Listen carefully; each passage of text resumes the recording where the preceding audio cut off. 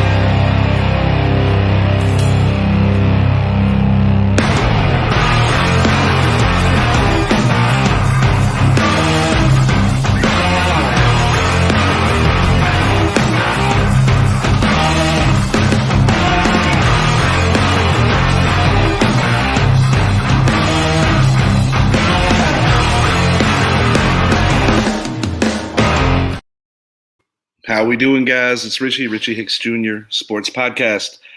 The New York Knicks season comes to, in my opinion, a bit of an abrupt end.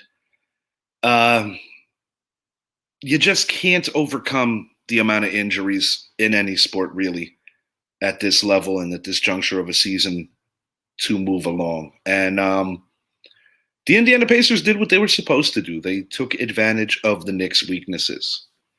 You know, it all started with the Julius Randle shoulder injury, which cost him the remainder of the season. That happened back in January.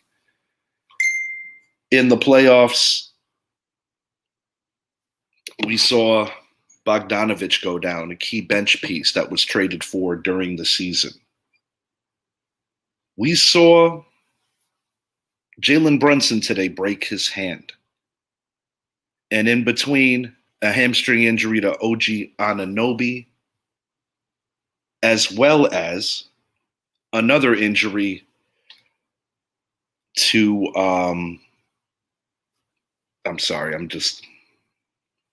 it stings. As a fan, it stings. I'm going to say this, though. Josh Hart, abdominal strain.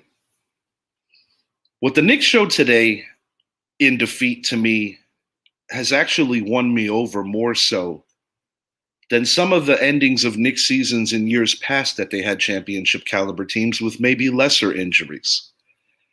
Seeing the Madison Square Garden faithful stay put,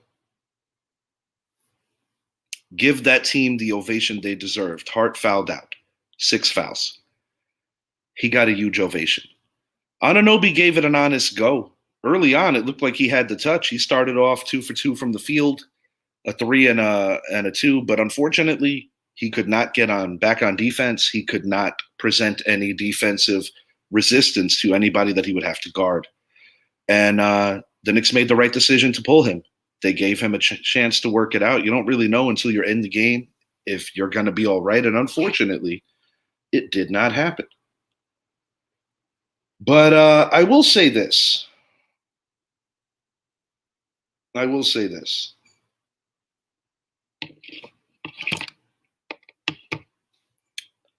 While it's disappointing to lose in a season where you feel at full strength, you have a chance to make an NBA Finals and give the best team in the East an honest punch. I think it's encouraging when you think about what this team can do next year. As far as this game goes, I'm going to give you the good, the bad, and what I deem, I guess you could say, the in-between. The good, undeniably, Dante DiVincenzo proven that he is a big game player and one of the best catch-and-shoot three-point shooters in all of the NBA. That goes without saying. As far as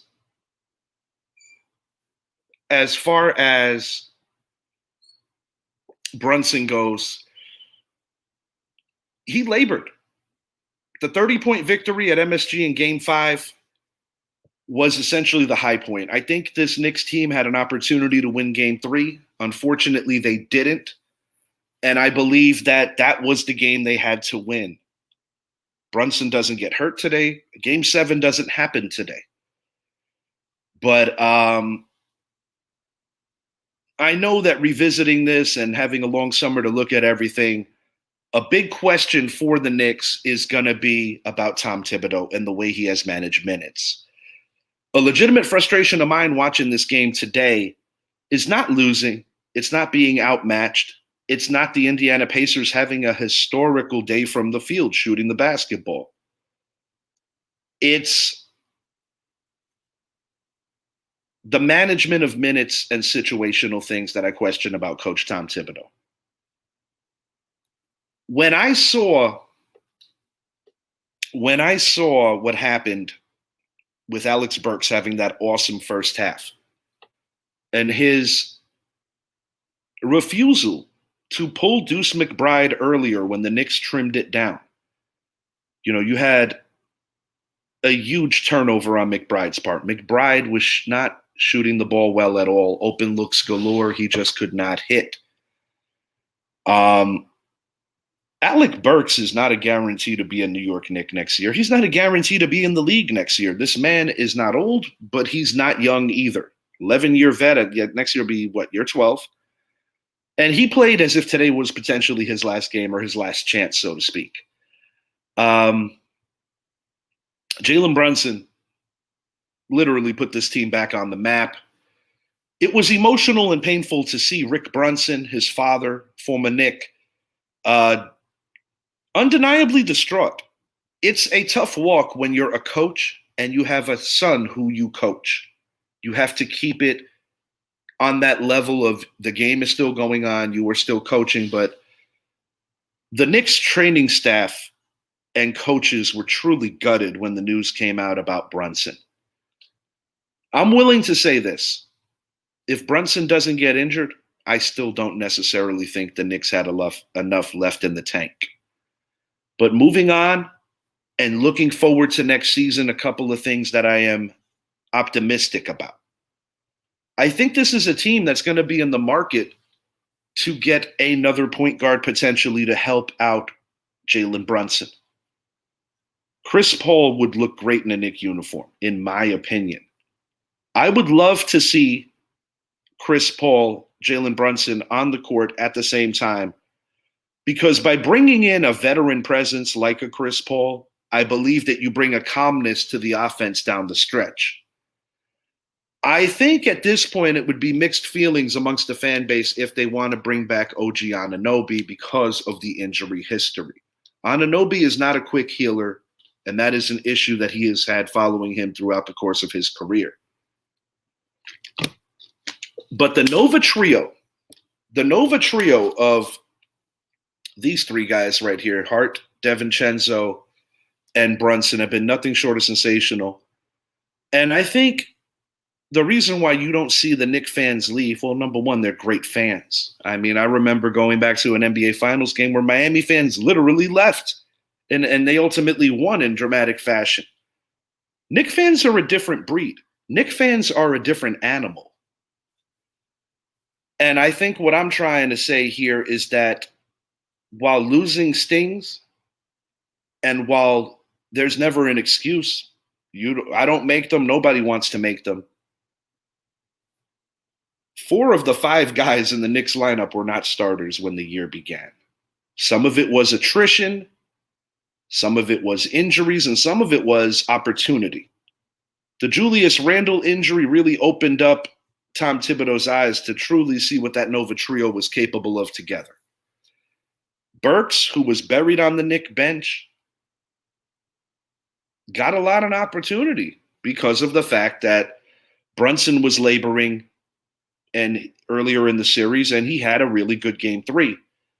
If there's one thing I would have done differently, as I already stated, I think Thibodeau should have put Burks in a little earlier before halftime. The Knicks showed a lot of heart today. And I, as a Knicks fan, want to say that I'm proud of them. I give a huge shout out to Josh Hart. I feel that his style of playing, just his grit is exactly what New York Knicks basketball is all about. You can't say enough about Jalen Brunson, the playoff run that he won on. And Dante DiVincenzo is more than just a shooter. He is literally a part of the Knick culture now. These are guys that are being celebrated that in the grand scheme of things have only been here for a couple of seasons. DiVincenzo is brand new to the Knick team, whereas Brunson is in year 2 and Hart was traded for last year. This team made a very huge trade moving on from RJ Barrett. I believe that it will be interesting to see where the Knicks view Julius Randle on this roster next year. But the job that Leon Rose and co did, I feel that you're building this team responsibly. I don't want the next hot name. I think the Knicks need to believe in what they've already built. But I will say this. For the Knicks to get to the next level, I do believe that Tom Thibodeau needs to make some adjustments to his style of coaching.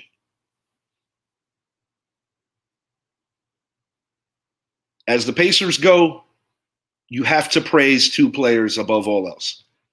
Tyrese Haliburton, Pascal Siakam. Siakam brings that championship pedigree from his time in the league, winning a championship with the Toronto Raptors.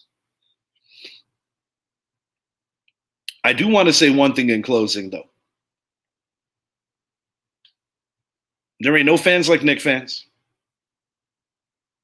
And there is nothing quite like seeing standing ovations for players walking off the court after a loss. This Knicks team captivated the city, and this Knicks team won over a lot of fans. And they have a 4-year window, in my opinion, to win that ever-elusive NBA championship, one that they have not been able to put up since 1973. It was a really fun ride. It was amazing seeing some of the old-timers there. And more importantly to me as an old-school fan, it was really amazing seeing these old guys give this new Knicks team the standing ovation. It's a great form of respect that I saw. Chin up, Knicks fans. We will be back, and we have a lot to look forward to. I wish the best to Jalen Brunson in healing. I wish the best to all these guys that took a legitimate beating. Next year, I don't believe Mitch Robinson will be a part of this plan. Isaiah Hartenstein, I must admit, came up rather small today. If there's any one particular Knick that I'm legitimately disappointed with, it's undeniably Hartenstein, for the sheer fact that I just really believe that he just didn't give it his all today. I understand that guys got nicks and knacks, but when you see a guy with an abdominal strain giving it his all, when you see your point guard who before fracturing his hand had issues with his feet, and when you see a guy like DiVincenzo playing to the last whistle, no matter what the deficit, and you see a guy like a veteran like an Alec Burks coming out and literally playing like it's his last game ever, yeah, I'm disappointed in Hartenstein. Having said that, they still have to bring him back. I think he's the center of the future. It's clearly not going to be Mitchell Robinson. Last thing on the NBA before I move it along to my Yankees, something that I could feel a little better about. Brooklyn Net fans are kind of cracking me up today. Coming out of the woodwork, I haven't seen basketball posts related to anything NBA for quite some time from some of the Brooklyn contingency. But the second the Knicks lose, it seems like they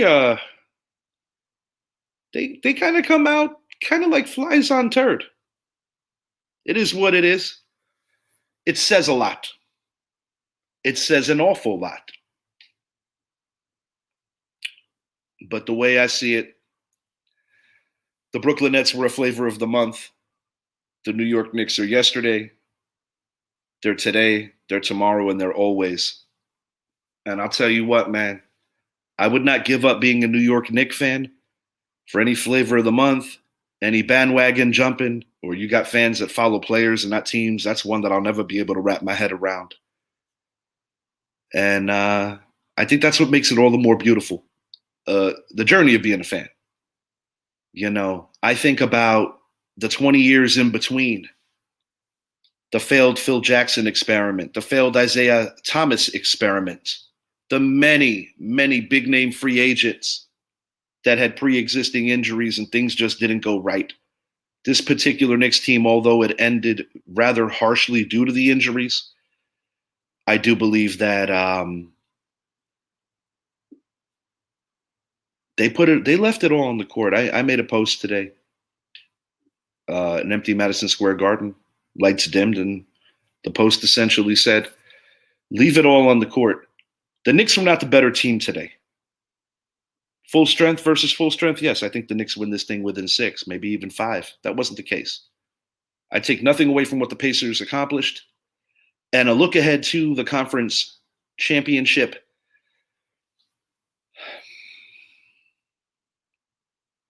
I got the Celtics winning it in 6, possibly 5, but I'm going to go 6.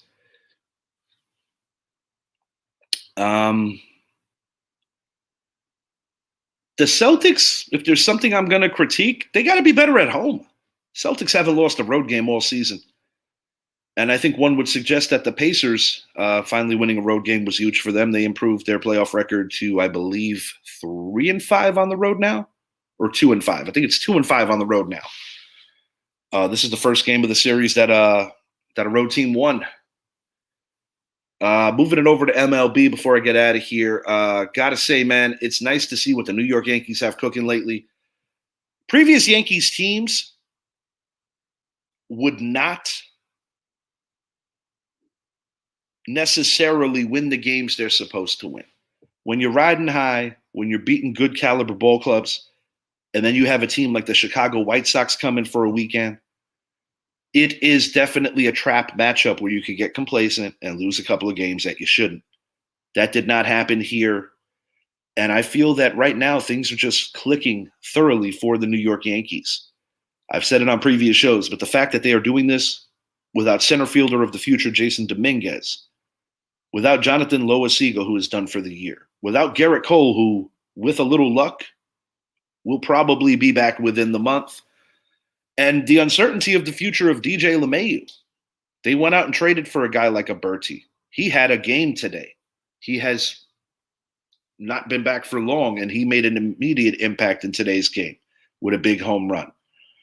Yankees are getting it from different places this year, and that is part of getting where you're going. And it goes without saying that I think Juan Soto has moved past the legitimate slump. Aaron Judge, rather, has moved past the legitimate slump. And I think that he's back to being himself. He looks a lot more comfortable in the box. He's taking more pitches. He's not pressing. Juan Soto is already open to getting a re-sign during the season. The Yankees normally don't do that, but this is a rare situation where I think you want to make sure that you lock up Soto for the future. You don't want the season to end and it going into that. Way too early. But I do have a legitimate vibe that there is a chance that we could see a 2009 rematch between the Philadelphia Phillies and the New York Yankees. Out in Queens, Edwin Diaz has just been god-awful. He's on my fantasy team. I am trying to be patient, but I'm thinking about moving on from him. He just doesn't look like the same guy. And that very unfortunate injury that went down in the World Baseball Classic has definitely affected him. Way too early MVP candidates. I got Shohei in the National League. I think the American League is a little more open. I know Judge at year's end should be in the conversation. Soto will also be in the conversation, and I believe that the two of them could actually hurt each other's candidacy. I am going to take a step away. I'm going to throw on the ball game, but I must admit I am a little gutted about the way the Knicks season ended today. Definitely had higher expectations, but I think there's something to be said about when you fall short and you leave to a rousing ovation. I think it says a lot about the appreciation of what your fan base thinks of the effort that you put out. And I also think it brings a positive hope to the future. Um, Very proud of my New York Knicks today. And it's been a long time since I can honestly say that thoroughly after an elimination game. I would say the last time I felt this way, you probably got to go all the way back to 99. And even that roster probably had more talent and definitely was still healthier than this team. It's going to be a summer of figuring out a few things. Is Tom Thibodeau safe? I think so. But I think he's going to have to make some serious adjustments. The way that he beat up his team this year ultimately did come back to bite. And the Chicago Bulls contingents will probably agree with this as well, because I said on a previous show the way that he burned out Derrick Rose. Injuries happen, but I do know that when guys are weaker because of being overworked, you up the chances of something like this happening. But congrats to the Indiana Pacers. And I'm not used to saying something like this, but I'm going to tell the truth. I am not a Boston fan. I don't root for Boston teams. But I don't have a hatred on that level for the Boston Celtics. I just view them as a Class A organization that back in the 60s won a ton of rings, and they had potentially a chance to be the team of the decade in the 80s were it not for Kareem and Irvin Magic Johnson. The Indiana Pacers, there's no love. So I will be rooting for the Boston Celtics. Let me rephrase that. I want the Pacers to get swept. They're playing the Boston Celtics. I think that's the best way to put it. One thing that I found a little comical was how talky Tyrese Halliburton was. Because quite frankly, I didn't see that in the previous 6 games. And I think I get the vibe that he's more of a talker when things are going his way. One thing I'll give guys like John Starks and Reggie Miller, they stayed talking. It didn't matter what the score was. And I don't really think that's who he is. And I think maybe the Boston Celtics are going to humble that a little. On a side note, while I hate the Pacers, I am happy for Obi Toppin, a fan favorite with the Knicks and a guy that I never wanted to see go. But not every player fits your scheme, and he and Tom Thibodeau did not get along. But I am happy for Obi. And I wish Kristaps Porzingis a speedy recovery and hope that he's able to contribute in this series, even though he's playing for a team that I don't care for. Former Knicks, guys that I rooted for. And at the end of the day, this is what they do. You want these guys, whether you root for them or not, to have the opportunity. Because as a Knicks fan, I know how sad it is when certain guys do not get to play in the biggest games due to injury. It's very unfortunate. Until next time, I am Richie. I appreciate you hanging with me for a little bit. A little bit of a somber Sunday. Kind of hurts. But the future is bright. And I'm proud of my New York Knicks.